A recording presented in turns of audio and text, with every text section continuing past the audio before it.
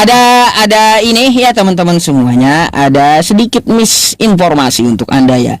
Jika ada yang mengadu domba saya dengan Bang Zuma ya, ketahuilah teman-teman, saya tidak punya masalah dengan Bang Zuma ya. Barusan tadi saya ketawa ketinggi ya dengan Bang Zuma di WhatsApp gitu ya. Gitu ya. Jadi kalau ada yang memframing atau menuduh ya saya bermasalah dengan Bang Zuma, itu tidaklah benar ya. Mungkin teman-teman bisa melihat ya, sedikit nih ya saya tampilkan kepada Anda ya, biar Anda percaya ya. Nih saya baru aja ngomong-ngomong sama Bang Zuma ya nih. Bahkan beliau yang undang dengan Ustadz Wafi untuk saya hadir di Ultah Api gitu. Nih ya teman-teman. Nih ya, Bang Zuma ya, apa yang saya katakan? Nih ya, yang saya katakan nih ya, ini ada tulis teman-teman ya, polemik Zuma Yusuf PI dan API. Ketawa saya. Memangnya saya punya masalah apa dengan Bang Zuma? Saya suruh Bang Zuma tonton Bang, apa coba? Kok publik ini makin gak jelas, kata saya. Apa yang dijawab Bang Zuma? Ya, mereka pingin punya nama tapi dengan cara yang salah ya. Kayak gitu. Habis itu ya itulah Bang, kita mau diadu domba. Astagfirullah. Padahal saya gak pernah punya masalah dengan beliau. Bang Zuma itu seperti kakak kandung saya, abang saya beliau itu ya. Terus saya bilang ya, ada sebuah video juga kata beliau, jangan peduli, biarkan mereka gitu. Saya suruh Bang Zuma pakai hukum lah Bang. Udah banyak yang selalu menyerang abang dari dulu. Karena kan saya memang kenal Bang Zuma itu lama gitu loh. Ya habis itu apa? Saya nggak tahu Bang. Ya nggak tahu gitu apa yang mereka omongkan, karena menurut saya hoax. Astagfirullah, kata beliau. Ya kalau nanti saya live akhi, naik aja biar mereka kejang-kejang. Ya habis itu tanda salam dan saya kasih jempol beliau ya.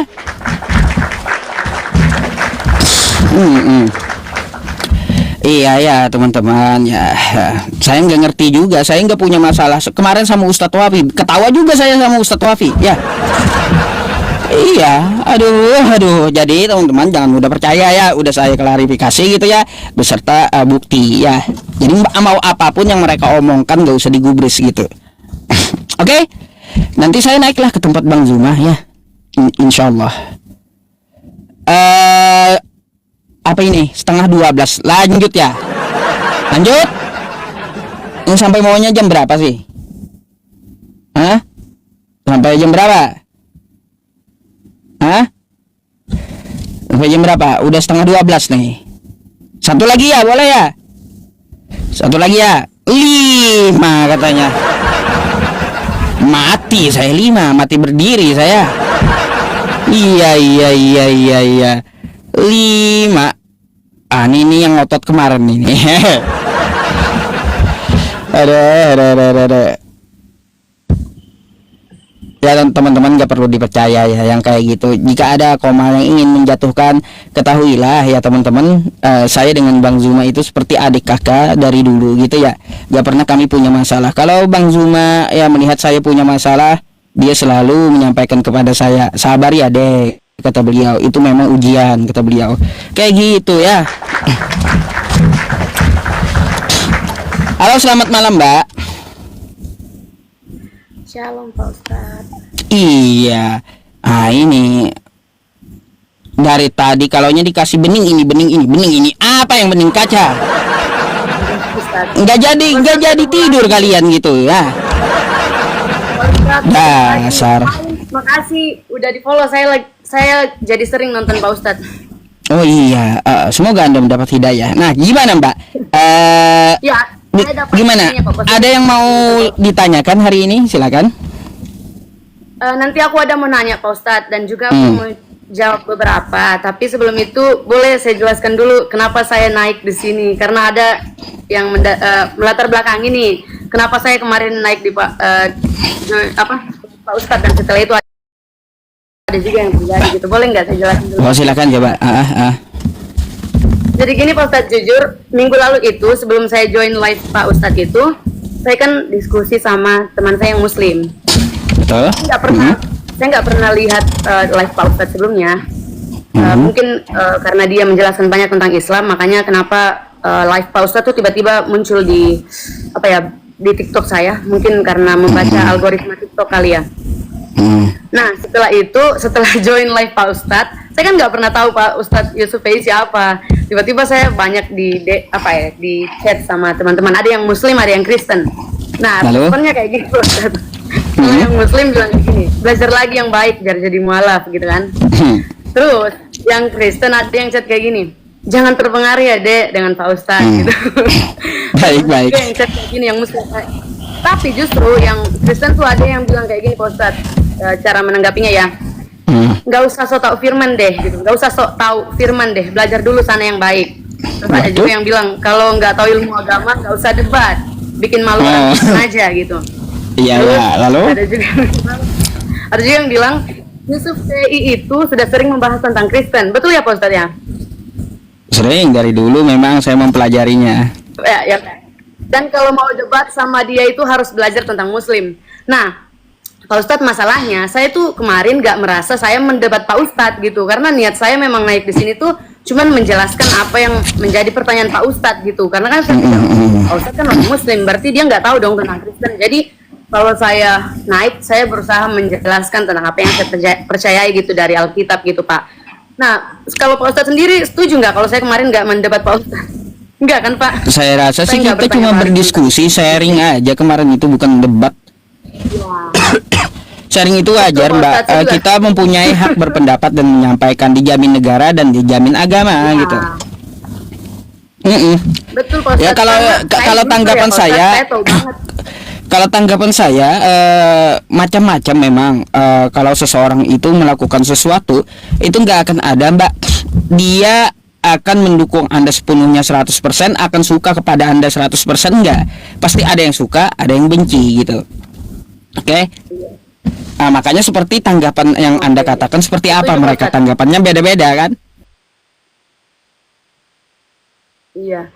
Jujur, karena saya jujur Pak Ustadz, saya juga nggak pernah merasa sepadan dengan pengetahuan Pak Ustadz. Ya Pak Ustadz sudah belajar tentang agama Islam, belajar tentang agama Kristen. Jadi ya pasti wajar lah kalau pengetahuan kita itu tidak sepadan Pak Ustadz. Tapi kan saya hanya ingin menjelaskan tentang apa yang saya imani gitu kan. Jadi selama saya nggak mendebat, memang di Kristen kita diajar untuk Pak Ustadz, jadi bertengkar enggak. Dan saya juga bukan orang yang masuk sekolah seminari yang dibekali untuk jadi pendeta atau apologet atau segala macam. Saya cuman orang Kristen biasa yang percaya Tuhan Yesus. Saya baca ya Bible sehari-hari, dan hari Minggu di gereja kalau saya nggak tahu ya saya paling mentok-mentok nanya pendeta saya gitu Pak Ustadz. Iya, jadi gini Mbak, sesuai pengalaman saya ya, saya melakukan live streaming seperti ini. Dia semua Muslim itu suka dan mendukung, enggak. Bahkan ada Muslim yang memfitnah saya dan berbalik memusuhi saya gitu. Tetapi di balik itu saya serahkan kepada Allah Subhanahu wa taala, kepada Tuhan saya. Saya lurus ikhlas gitu untuk agama saya, karena memang kewajiban seorang Muslim untuk meluruskan syubhat dengan keilmuan yang dia punya gitu. Jadi nggak ada motivasi lain. Kan seseorang itu beda-beda motivasinya kan kayak gitu. Nah, saya lakukan dengan ikhlas, dengan tujuan satu, tegak lurus. Tetap banyak yang gak suka Mbak. Tetap. Oke. Jadi jangan berharap kita itu melakukan sesuatu meskipun baik ya Mbak ya, yang namanya kebaikan kita di mata pembenci itu tetap nggak baik. Gitu. Jadi seperti Pak, itu. Jadi, saya tuh sebenarnya nonton live Pak Ustadz, sebenarnya ada sisi positif yang saya dapat. Kenapa? Dari pertanyaan-pertanyaan Pak Ustadz itu menjadi acuan buat saya belajar lagi tentang iman saya. Dan dari pertanyaan-pertanyaan Pak Ustadz itu, saya tanyakan ke pendeta saya, Pak, tolong jelaskan, karena kan saya juga orang yang belum nggak pernah masuk dalam seminari gitu kan Pak. Jadi saya mau belajar, bagus tuh ya. Nah, makanya sekarang Pak Ustadz, saya naik di live ini, saya rangkum dari kemarin-kemarin, saya aktif kok nonton live Pak Ustadz. Saya rangkum beberapa pertanyaannya dan terus saya cari jawabannya Pak. Saya tanya sana sini dan cari sumbernya gitu, gimana bisa menjawab pertanyaan Pak Ustadz. Makanya saya join live ini tuh sebenarnya tujuannya untuk menguatkan teman-teman Kristen yang menonton ini supaya juga bisa belajar tentang apa yang kita imani, dan ya semoga bisa ini sih Pak Ustadz kayak memberi tahu ke teman-teman agama apapun kalian, kita bisa kok diskusi dengan damai. Bisa banget, nggak harus berdebat gitu. Sepakat tentang masalah itu ya. Wajar kan kita saling berargumentasi. Ya tapi itulah Mbak, nggak usah digubris lah Pak. Kalau tanggapan orang itu naik ke tempat saya ini, Mbak, bakal banyak Kristen yang menyerang Anda gitu. Pasti banyak itu, saya jamin. Bukannya mereka memberi dukungan, malah menyerang Anda. Sama kayak saya juga. Banyak muslim memberi dukungan, ada juga yang mendebat saya dan nggak suka dengan apa yang saya lakukan. Mana ada nabi contohin debat? Mana ada perintah Allah untuk melakukan debat? Waduh, ada saya. Ada juga Mbak kayak gini kemarin itu di hadis katanya Rasulullah menyuruh meninggalkan perdebatan. Betul gitu. Saya pun juga tahu hadis itu, ya tahu gitu. Tapi perdebatan seperti apa? Kan kayak gitu. Kalau ngedebatin ya masalah pembagian warisan lebih baik tinggalkan ya. Kalau berdebatnya masalah siapa pemenang Piala Dunia tahun ini, aduh, lalu berdebat tentang itu tinggalin ya. Kayak gitu Mbak. Diskusi. Jadi kalaunya untuk seperti itu tinggalkan perdebatan yang tidak berguna. Tapi untuk masalah perdebatan agama selain menambah edukasi dan wawasan kan kayak gitu serta edukatif dan menambah pengetahuan kita kan. Jadi penting gitu. Ya ud'u ila sabili rabbika bil hikmah wa mau'izatil hasanah wajadilhum billati hiya ahsan. Serulah ke jalan Tuhanmu dengan hikmah dan berilah mereka pelajaran yang terbaik dan debatlah mereka dengan cara yang baik. Kan kayak gitu. Katanya Nabi Muhammad nggak pernah mencontohkan debat. Lah, Nabi Muhammad yang menghadapi pendeta Kristen dari Najran itu mereka lagi ngopi-ngopi atau lagi debat gitu. Ya jelaslah mereka berdebat, berdiskusi dengan Nabi ya untuk mengetahui status Nabi Isa. Nabi saja pernah gitu mencontohkan, tapi di dalam debat itu kami pun mempunyai batasan gitu loh Mbak. Wala tasubbul ladzina yad'una min dunillahi fayasubbullaha aduwwan bighairi ilmin, dan janganlah kamu menghina sesembahan orang lain yang mereka sembah selain Allah, karena mereka juga akan mencaci maki Allah, akan menghina Allah tanpa ilmu pengetahuan gitu. Ada gitu loh aturan dari kami. Setiap tindak tanduk itu ada. Jadi kalau Anda respon publik itu berbeda-beda, maklumi aja Mbak. Nggak akan ada yang suka 100% sama Anda dan nggak akan juga sih banyak yang benci dengan Anda. Begitu pula saya, sama Mbak. Ya, makasih sih Pak Ustadz sudah dijelasin, tapi meskipun seperti itu, ya itu yang Pak Ustadz percayai. Kalau kami di Kristen memang ada di mana ya? Yang di 2 Tawarik kalau nggak salah Pak Ustadz, tapi aku nggak catat itu. Memang kita dilarang berdebat Pak Ustadz, apalagi tentang kita nggak boleh berdebat, apalagi bertengkar sama orang ya, nggak boleh. Tapi ya saya juga manusia biasa, pasti saya juga ya kadang berdosa Pak Ustadz. Iya. Tapi ya nggak apa-apa sih. Belajar sama-sama kan boleh. Ya belajar sama-sama dan yang penting ada niat untuk menaati Pak Ustadz, karena nggak akan bisa 100% sempurna. Karena di ajaran saya juga seperti itu, hanya Yesus yang sempurna bisa melakukan itu gitu. Nah Pak Ustadz, di sini saya ada merangkum 6 pertanyaan nih Pak Ustadz, yang biasa Pak Ustadz tanyakan tentang. Silakan. Boleh saya jelaskan, dikasih waktu jelaskan Pak Ustadz ya. Tapi ya boleh. Saya dengar dulu, saya sambil mute ya karena batuk nih. Iya nggak apa-apa Pak Ustadz. Tapi tolong jangan diinterupsi dengan pertanyaan Pak Ustadz, karena saya saya cepat buyar kalau ini. Nanti Pak Ustadz kalau mau bertanya. Gini aja kalau Anda menjabarkan satu pertanyaan saya lalu Anda jawab, saya tanggapi dulu boleh? Nah, baru lanjut yang kedua gitu pertanyaannya.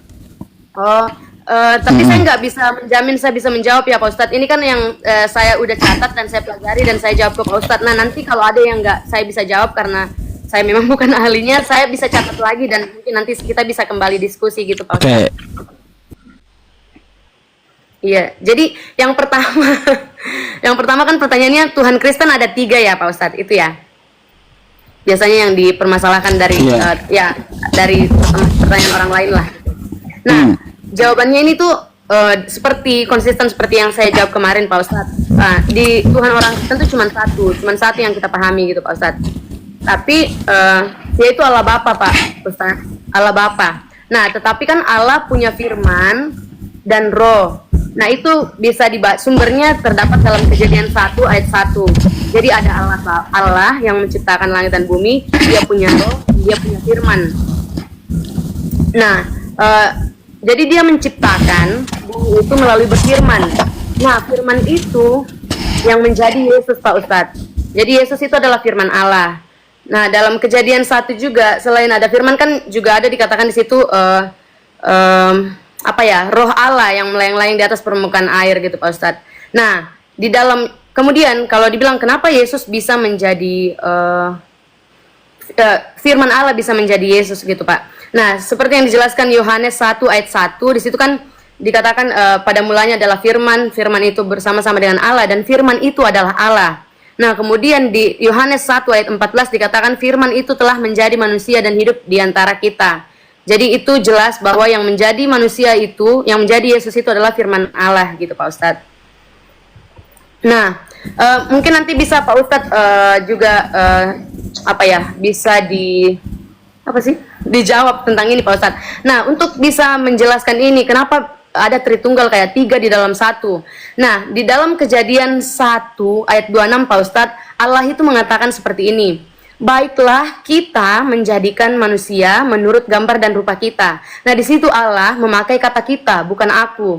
Kita kan artinya jamak ya Pak Ustadz. Tapi meskipun jamak, kita tahu itu bukan artinya lebih dari satu. Karena ya Allah, firman dan roh tetap satu hakikat gitu.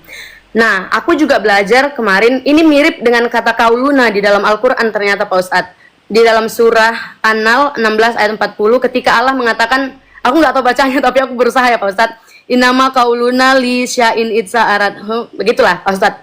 Allahu kun fayakun gitu. Yang artinya sesungguhnya perkataan kami terhadap sesuatu apabila kami menghendakinya, kami hanya mengatakan kepadanya jadilah maka jadilah. Nah, di sini juga Allah menggunakan kata kami untuk dirinya. Ya, saya tahu pasti maksud Allah bukan lebih dari satu Tuhan gitu Pak. Tapi ya dia menggunakan tetap kata kami yang artinya jamak gitu Pak Ustadz.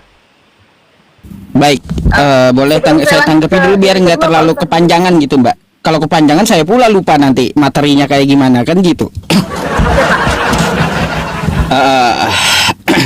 Jadi kosakata kami dan kita itu beda. Kita itu 2 orang, kami itu banyak. Tetapi ya kosakata kami dalam Islam itu mempunyai 2 definisi.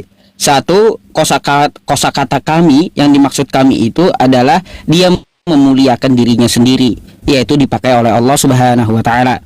Nah, yang kedua, kosakata kami yang ada di Al-Qur'an itu dia melibatkan makhluknya. Jadi banyak contohnya gitu. Ada 2 kosakata gitu ya. 2 pengertian dari kosakata kami. Contoh di dalam Quran surah Al-Anbiya ayat 107. Wa ma arsalnaka illa rahmatan lil alamin. Di situ tidak ada pelibatan makhluk. Tidak kami utus engkau ya Muhammad, kecuali untuk rahmat semesta alam. Kenapa di situ memakai kami? Padahal di situ tidak ada keterlibatan siapapun. Di situ artinya Allah memakai kata kami dengan cara apa? Dia memuliakan dirinya sendiri. Nah, kayak gitu, bukan berarti jamak. Jadi bukan berarti jamak. Kami itu Pak Ustadz, kalau menurut ajaran Al-Quran. Jadi ya yang dimaksud kami bukan Allah itu 1, 2, 3, bukan. Allah ya menyatakan dengan zat dan serta seluruh kemuliaannya mengutus Nabi Muhammad gitu. Itu yang pertama penjelasannya Mbak. Yang kedua ya ada juga Allah melibatkan makhluknya. Contoh ketika penciptaan langit dan bumi. Kami menciptakan langit dan bumi. Nah, itu artinya kami di situ bukan Allah yang banyak, tetapi Allah memerintahkan kepada makhluknya untuk mengurusi bumi tersebut. Jadi seperti itu, Mbak. Tentang masalah kosakata kami. Coba kalau kayak gini ya, kita lihat ketika seorang presiden atau presiden kita Pak Prabowo, kan gini, beliau berpidato di depan umum. Kata Pak Prabowo, kami akan mengutus TNI ke Papua. Apakah Pak Prabowo-nya banyak? Jawabannya tidak. Pak Prabowo-nya cuma satu, tapi dengan kekuasaannya, dengan kehormatannya, dengan jabatannya, dia bisa perintahkan untuk apa? Mengirim TNI ke Papua. Bukan berarti kosakata kami yang digunakan oleh Pak Prabowo, Pak Prabowo-nya banyak. Jadi itu ya, Baya, kalau di dalam bahasa Arab Anda harus belajar ilmu alat dulu. Namanya ilmu alat, nahwu sorof. Jadi nahwu itu bukan cuma satu definisi makna, tapi dua. Bisa untuk diri sendiri karena memuliakan diri sendiri, bisa juga dia melibatkan makhluknya. Tapi Anda perlu tahu, di dalam Islam itu tidak ada kosakata Allah itu menyuruh sembahlah kami. Gak ada gitu. Kalaunya untuk masalah yang lain, Mbak ya, sebentar. Masalah yang lain, dia oke memakai kata kami. Tapi kalau untuk masalah menyembah dia, nggak ada dia mengatakan dalam firman-Nya sembahlah kami, nggak ada. Tapi sembahlah aku. Ah, gitu. Berarti Pak, di sini kan konteksnya Allah mengatakan sesungguhnya perkataan kami terhadap sesuatu apabila kami menghendakinya, kami hanya mengatakan kepadanya jadilah maka jadilah. Itu dia melibatkan keagungannya atau melibatkan ciptaan lain untuk berfirman supaya sesuatu itu jadi? Itu kesemuanya, semua qala lahu kun fayakun itu itu adalah apa yang dia kehendaki, bisa melibatkan makhluknya, bisa juga dia sendiri yang membentuknya, kayak gitu. Nah, ya mirip Pak Ustadz, meskipun itu nggak sama tapi mirip ya Pak Ustadz, karena yang Allah mengatakan di kitab kejadian kita itu, ya kan dia bilang baiklah kita menjadikan manusia serupa dan segambar dengan kita. Nah itu kan kalau dia berbicara ke malaikat, malaikat tidak segambar dan serupa dengan manusia. Nah di situ dia berbicara dengan mengatakan kita itu karena melibatkan firman-Nya dan rohnya gitu Pak Ustadz. Gini, kosakata kita itu kan lebih dari satu, betul nggak? Iya. Nah, saya sebelum lanjut kita bahas dulu materi ini. Kalau itu lebih dari satu, Mbak ya, saya mau bertanya dulu. Ketika itu Anda membawakan firman jadi manusia, kata Anda kan, lalu manusianya nih yang disembah oleh pihak Kristen, betul nggak? Menurut saya Pak Ustadz, kalau menyembah Bapa pasti menyembah Yesus juga, karena mereka adalah satu hakikat begitu Pak Ustadz. Beda pribadi tapi satu hakikat. Coba Anda buka Kejadian 1 nomor 3 tadi, 3 atau 4. Dia berfirman juga, jadilah terang. Lalu firman itu jadi terang. Jadi apakah Kristen harus menyembah terang dulu agar sampai kepada Tuhan gitu? Enggak Pak Ustadz, ini berbeda. Contohnya nih Pak Ustadz, kalau dia bilang berfirmanlah Allah, jadilah terang, maka terang pun jadi gitu. Artinya kan dia menciptakan terang itu melalui berfirman. Nah, jadi gini, terang Mbak. itu terjadi melalui Allah berfirman. Nah, sedangkan Yesus itu tidak diciptakan melalui Allah berfirman. Dialah firman itu Pak Ustadz, itu yang kami percayai gitu. Jadi berfirman dengan firman beda gitu ya? Mbak, bentar. Jadi menurut pemahaman bahasa Anda, berfirman dengan firman itu beda gitu?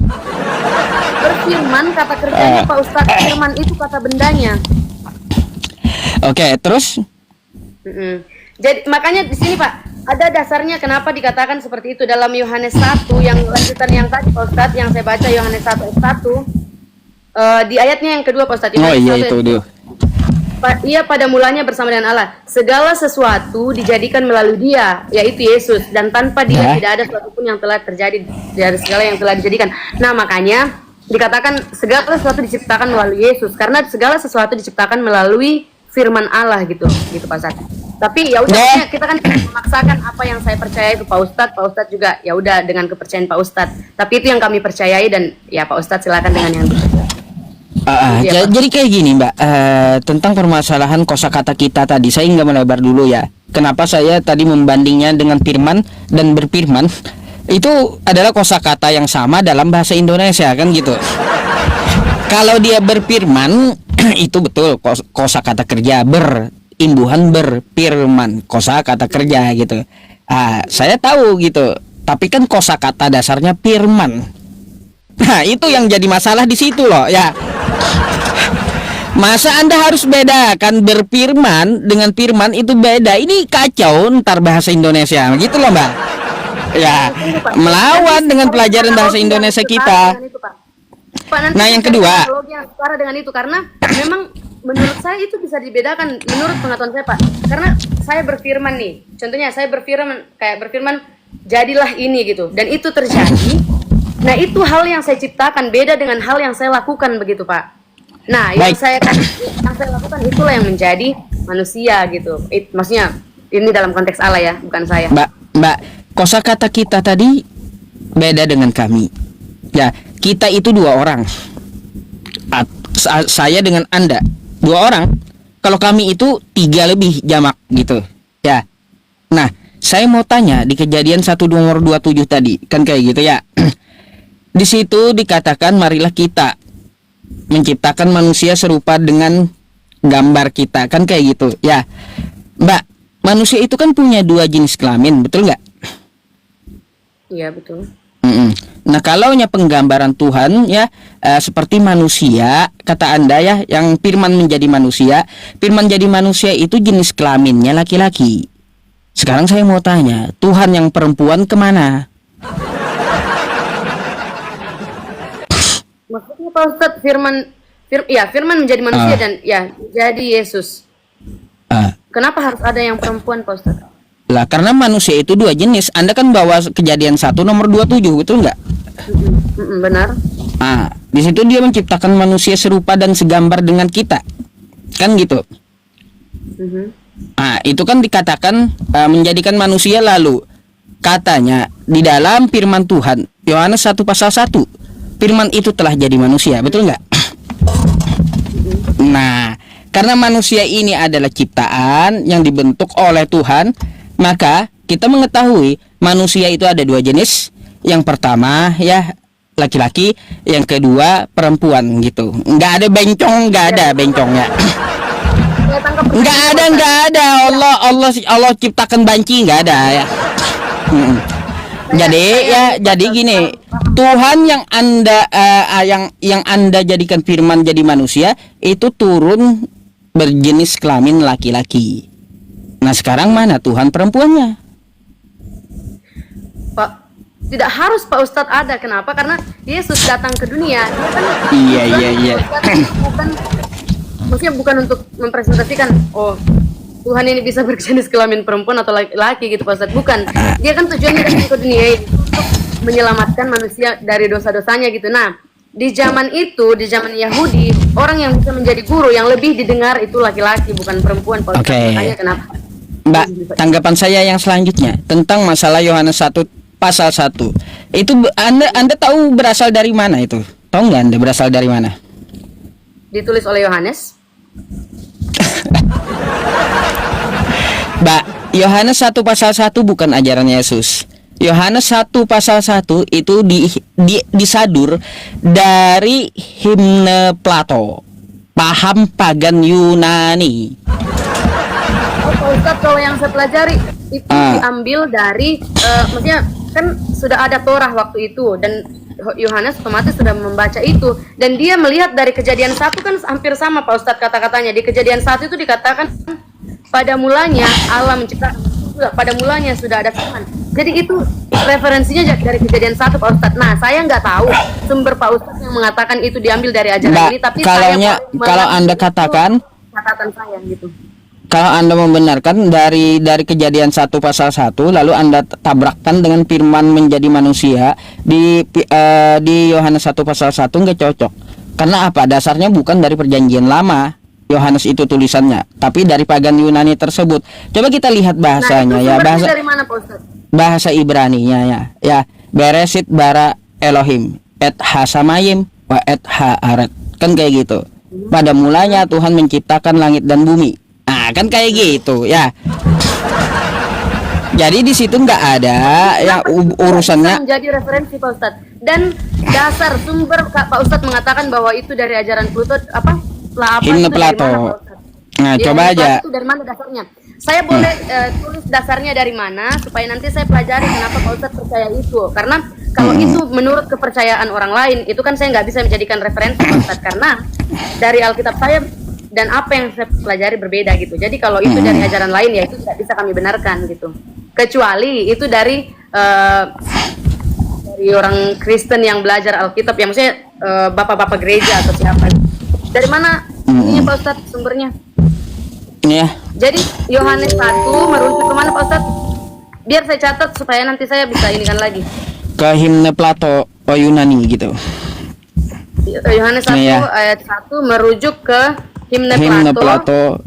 Dasarnya dari mana Pak Ustadz? Baca di Yunani. mana? Biar saya cek nanti artikelnya atau apa gitu. Apakah benar? Nih, the meaning apa ini? Bentar. Bentar ya, webnya. Bentar.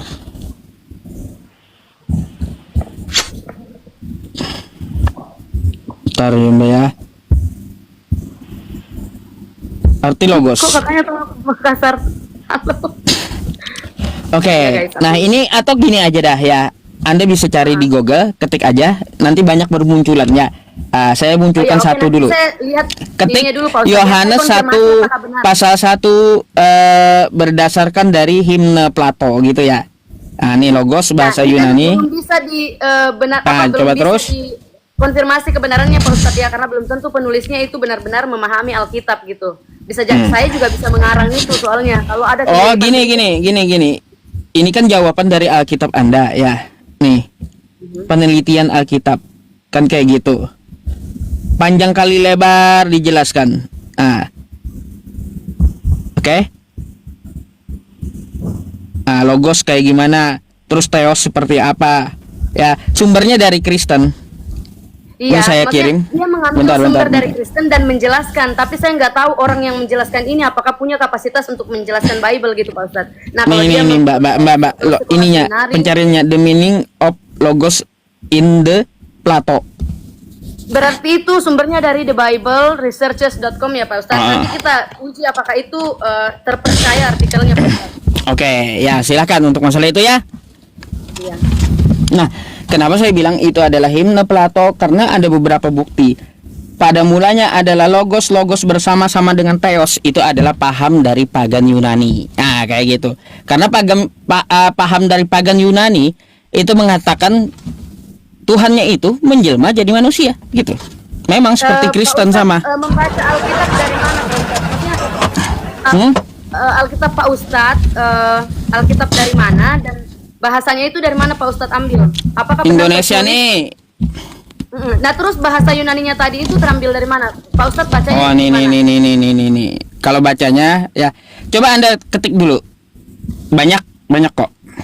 Di ini ya. Maksudnya yang saya mau Nih, tahu contoh. apakah benarkah Alkitab agama Kristen memakai kata logos dan bahasa-bahasa itu? Nah aku mau lihat nanti Pak Ustadz. Oke. Boleh nanti Pak Ustadz kirimkan aku di chat ya Pak Ustadz biar aku cek kebenarannya apakah Nggak benar. usah, langsung Alkitab- saya tunjukkan nih. Langsung saya tunjukkan. Nah, tentang ayat Yohanes 1 pasal 1 ya. Ayat ini berasal dari himne Plato yang diperkenalkan oleh cendekiawan Yahudi bernama Philo kepada bangsanya, yang bunyi kalimatnya pada awalnya adalah logos ya bersama-sama dengan theos. Ya, Allah ini theos gitu. Dan firman itu berasal dari Enggak, Allah. maksudnya, oke, saya sudah mengerti itu Pak Ustadz. Cuman saya nggak tahu siapa penulis yang menulis artikel ini Pak Ustadz. Apakah benar kredibilitasnya dia? Apakah Ya, dia nanti dipercaya? Anda cek dulu, kan yang penting ada datanya, nggak sembarangan ngomong, kan gitu. Ya. Oke, jadi saya Nah, perlu kan bisa saya buktikan bahwa apa yang seperti itu ada datanya gitu, nggak asal bunyi gitu. Iya, oke Pak Ustadz. Oke. Tapi kan kalau saya kurang percaya kalau dari Google Pak Ustadz, karena kalau itu tidak dari sumber terpercaya. Kenapa? Karena di semua agama ada diplesetkan di Google Pak Ustadz. Mau ajaran Islam, Kristen, apapun itu. Nah kita nggak bisa percaya sembarangan artikel. Jadi kita harus buktikan Oke. artikel ini bisa dipercaya. Apakah dia punya kapasitas untuk menjelaskan Bible atau enggak gitu Pak Ustadz. Ya, terus lanjutannya kayak gimana tadi di poin pertama tadi? Ya intinya Tuhan kami cuma satu, yaitu Allah Bapa. Tetapi dia punya firman dan roh. Nah firmannya itu yang menjadi Yesus Pak Ustadz. Oh Nah, iya, satu lagi yang saya mau tanya kepada Anda, saya baru ingat di poin 1 jawaban Anda itu. Saya mau tanya, ya, di mana Yesus mengajarkan Tritunggal gitu? Oke. Boleh saya jawab nanti Pak Ustadz biar saya lanjutkan ini. Saya catat di pertanyaan ke-7 Pak Ustadz ya. di mana Yesus menjelaskan tentang Tritunggal ya Pak Ustadz. Oke. Menjelaskan tentang Tritunggal. Waduh. Katanya nggak percaya Terima kasih Google. Pak Ustadz sudah melayani sepanjang ini. Mbak, katanya nggak percaya Google, tapi mbaknya nge-Google juga. Ini bukan Google Pak Ustadz, ini note saya. Oh, oh. Ini bukan Google, saya tulis pertanyaan Pak Ustadz. Saya bukan nggak Ya, percaya ya, Google, ya, tapi ya, ya. Silakan. Oke, nomor 2 ya Pak Ustadz. Di nomor 2, kenapa firman Allah menjadi manusia? Nah, seperti yang judulnya malam ini, juru selamat yang tidak selamat. Kok dia jadi manusia gitu? Nah, Iya. nah kalau di Data dalam kepala Yohanes, saya. kenapa? Data kepala saya tadi, makanya saya lepas peci bentar. Saya nggak bisa Silakan, konsen silakan. gara-gara baca ini komen, saya ketawa lucu. Oke, Yohanes 3 ayat 16. Karena Allah sangat mengasihi kita, dia mau kita selamat dari hukuman dosa Pak Ustadz, bukan binasa oleh dosa. Bunyi Yohanes 3 ayat 16 itu, karena begitu besar kasih Allah akan dunia ini, sehingga ia telah mengaruniakan anaknya yang tunggal, supaya setiap orang yang percaya kepadanya